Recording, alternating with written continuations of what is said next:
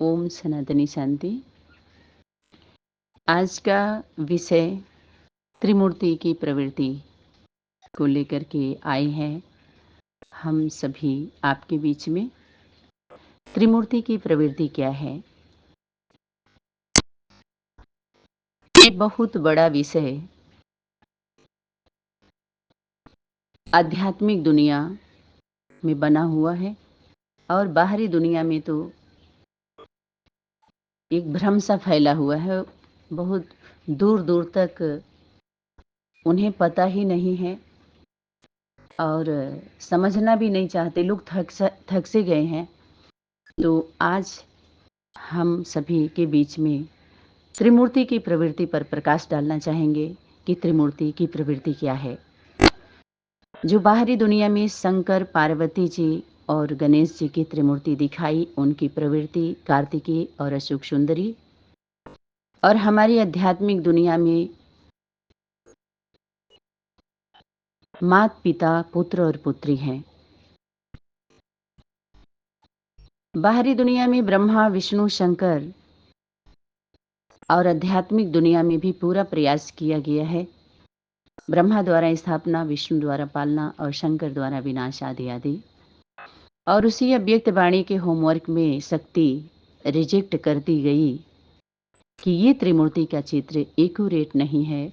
तुम बच्चों को त्रिमूर्ति का एक्यूरेट चित्र निकालना है, अर्थात माता पिता, पुत्र और पुत्री। ये हमारे सनातन धर्म उस सना हुआ तन की प्रवृत्ति है, न कि तना की प्रवृत्ति है। तन की प्रवृत्ति में जो सनातनी माता और सनातन पिता, ये दोनों के कंबाइंड स्वरूप का जो प्रवृत्ति है वो है पुत्र और पुत्री। माता पिता के संस्कार, पुत्र पुत्री जो उनकी रचना होते हैं, उनमें उनके संस्कार जाते हैं। मनसा बाप का, पिता का जो सार शब्द स्वरूप है, संकल्प है, जिसको हम बोलते हैं दृष्टि से सृष्टि रची गई, तो उसके संकल्पों से मातृत्व शक्ति की शक्ति जागृत हुई और उसका स्वरूप उत्पन्न हुआ, जिसको बोलते हैं सतरूपा। मनु की पहली रचना, उनकी ब्रह्मा की पहली रचना, मातृत्व शक्ति, माँ रचता की रचना, दोनों का जब कंबाइंड स्वरूप होता है तो होते हैं रचयिता। रचयिता की रचना है पुत्र और पुत्री। इसीलिए वाणी में है चैतन्य त्रिमूर्ति का चैतन्य चित्र निकालना है तुम बच्चों को। चैतन्य त्रिमूर्ति, तुम बच्चों को सिर्फ त्रिमूर्ति नहीं, त्रिमूर्ति शिव जयंती कहो। उसके बाद गीता जयंती, फिर कृष्ण जयंती। कृष्ण अर्थात बच्चा जन्म लेगा जब गीता माँ आएगी। गीता का जन्म होगा पहले। शिव पिता, आदि पिता, गीता ज्ञानदाता, जो प्रथम में गीता को ज्ञान दिया, उसको बाहरी दुनिया में बोलते हैं महादेव ने पार्वती को ज्ञान सुनाया, उमा को ज्ञान सुनाया। उमापति, रमापति, उस रमावती के रोम रोम में उमापति बसे हैं। उमा कहाँ हूं मैं अनुभव अपना, सत हरि नाम जगत सब सपना। जगत के सभी जो जगत में रहने वाले हैं सिर्फ सपना देखे, अपने अपनों का सपना दिखाए, सपने में ही रह गए, काल्पनिक बातें रह गई उस कल्प वृक्ष के नीचे। जो मनुष्य सृष्टि के कल्प वृक्ष के बीज दोदल, वो है आदि देव आदि देवी माता पिता हैं। वही सनातन तन है। बाकी सभी तनावों के द्वारा जो आधार नहीं लिए माता पिता का, उधार का सुनी सुनाई बातों को लेकर के पूरी दुनिया में जो भ्रमित कर दिए, अपने मनमत और परमत का, अज्ञानता का संदेश देकर के, अपना संदेश देकर के माता पिता का संदेश नहीं दिया। वो संदेश देने की जिम्मेवारी अष्टदेव अष्ट देवियां, जो कल्प वृक्ष के नीचे माता पिता, जो खाक और राख बनी हुई जो मूर्ति है दोदल, जिसके लिए वाणी में इशारा था, देखते हैं कोटों में से कोई, और कोई में से भी कोई कौन निकलते हैं, कौन राख बनते हैं, कौन खाक बनते हैं, वह भी देखेंगे। तो वो कोटों में से कोई वही स्वरूप है मात पिता का। मात पिता का स्वरूप मनुष्य सृष्टि का बीज अनेक नहीं हो सकते हैं, वो एक ही बीज है, लेकिन दो दल है, प्रवृत्ति है, एक नारी है, दूसरा नर है। आधी आबादी नारी की, आधी आबादी नर की, तो दोनों के कंबाइंड स्वरूप को और विराट स्वरूप को समझना बहुत आवश्यक है उन जिम्मेवार आत्माओं के लिए जो लंबे समय से आध्यात्मिक को अध्ययन कर रही हैं, जुड़ी हुई हैं। तो इस भ्रम से निकल करके और ब्रह्म ज्ञान में आए, प्रकाश में आए, और खुद भी देखें और औरों को भी दिखाएं, और उस जिम्मेवारी को उठाएं, उस वचन को निभाएं जो बाप दादा को अव्यक्त वतन में दिया है आप सभी ने। तो जितना अध्यात्म जगत में अंधकार छाया हुआ है मुरली अव्यक्त वाणी के नाम पर, इन सब का समाधान व्यक्त वाणी में है, व्यक्त वतन में है, और वो व्यक्त पर्सनालिटी से ही होगा जो समाधान होगा, किसी पर्सनालिटी से नहीं। वो व्यक्त पर्सनालिटी, व्यक्तित्व, वो दो हैं, आधी आबादी स्त्री की और आधी पुरुष की। तो सिर्फ एक में नहीं, क्योंकि दो दल जब भी वृक्ष का जन्म देता है, दो पत्ते निकलते हैं, तो दो दल उसको होना पड़ता है। दो दल को संभालने के लिए, नारी दल और पुरुष दल को संभालने के लिए दो दल का प्रैक्टिकल होना पड़ता है। तभी शक्ति बोली, जो होमवर्क मिला, जो संदेश मिला कि हर धर्मों के ऊपर एक माता होनी चाहिए, अर्थात हर अनेक धारणा का जो संगठन बने हुए हैं उस पर मातृत्व शक्ति को नियुक्त करिए।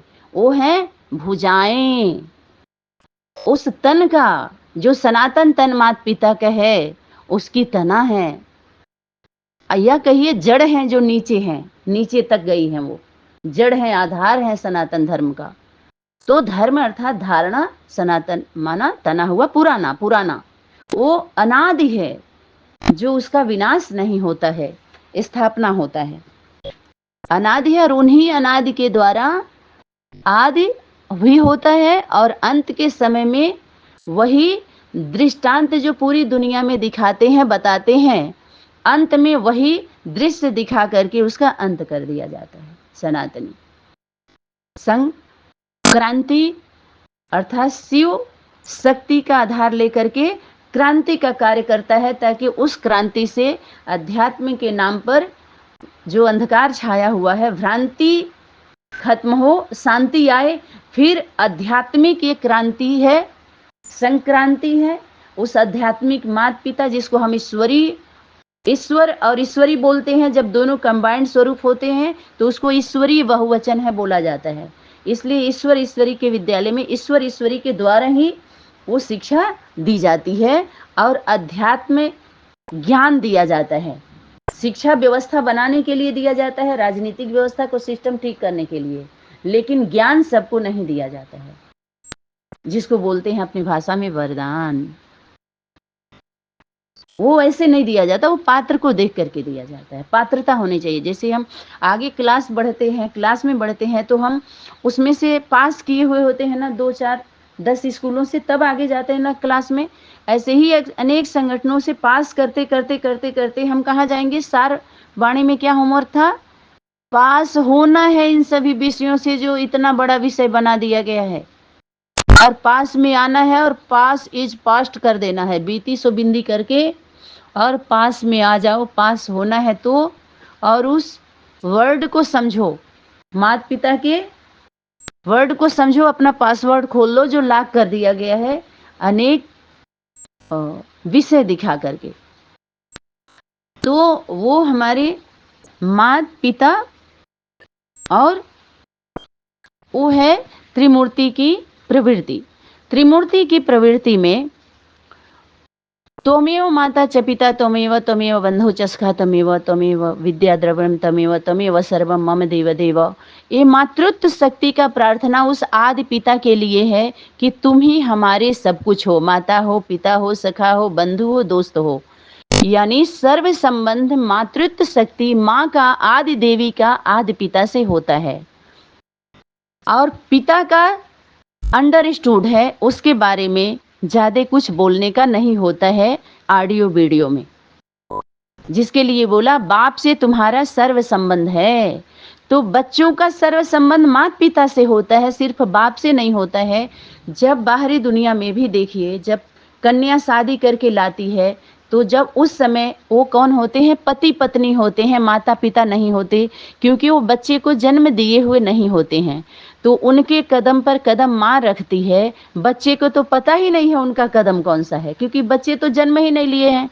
तो फॉलो फादर को फॉलो मदर करती है, और पुत्र पुत्री मदर फॉलो मदर, और फादर माने ब्रह्मा बाप, यानी ब्रह्मा माँ है और बाप बाप है। मदर फादर दोनों को पुत्र पुत्री फॉलो करते हैं, उनको धारण करते हैं अपने जीवन में। तो ये धारण हमारी त्रिमूर्ति की प्रवृत्ति है।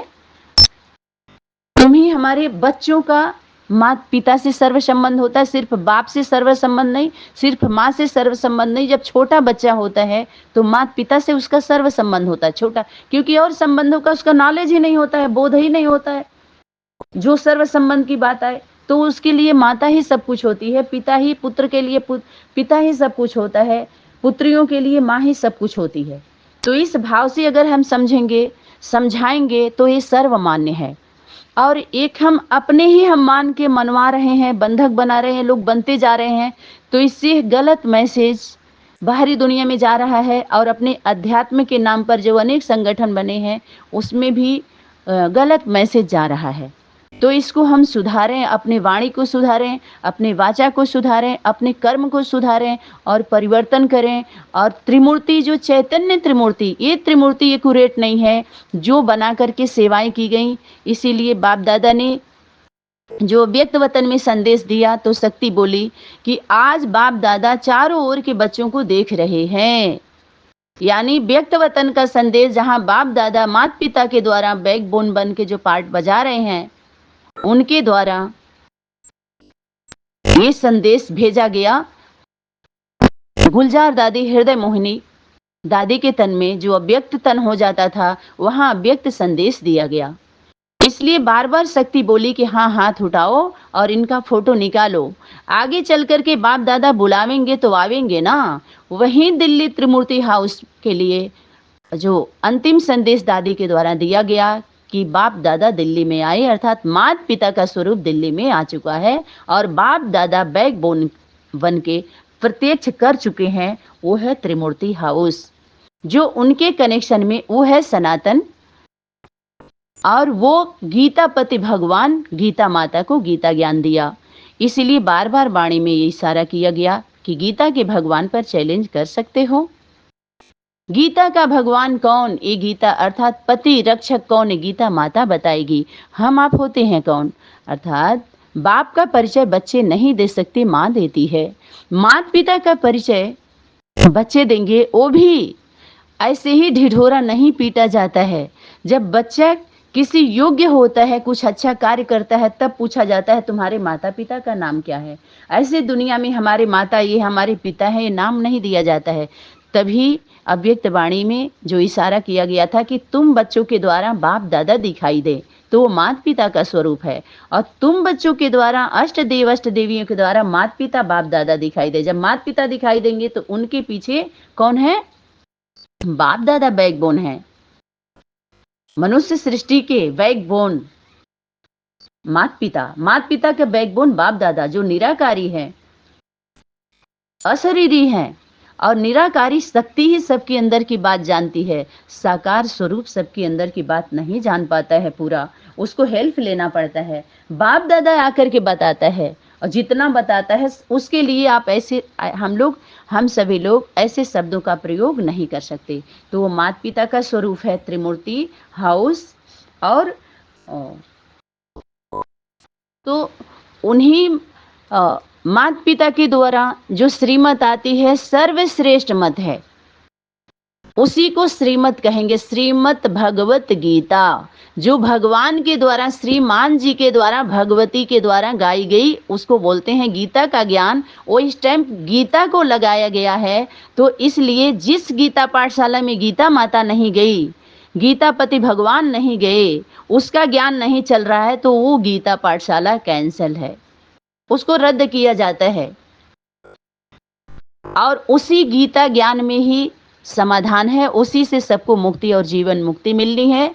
और उसके लिए आप सभी को त्रिमूर्ति चैतन्य त्रिमूर्ति हाउस से आप सभी संगठन वालों को संदेश है। इन्हीं शब्दों के साथ वाणी को विराम। ओम सनातनी शांति। नमस्ते, प्रणाम। ओम नमः शिवाय। धन्यवाद।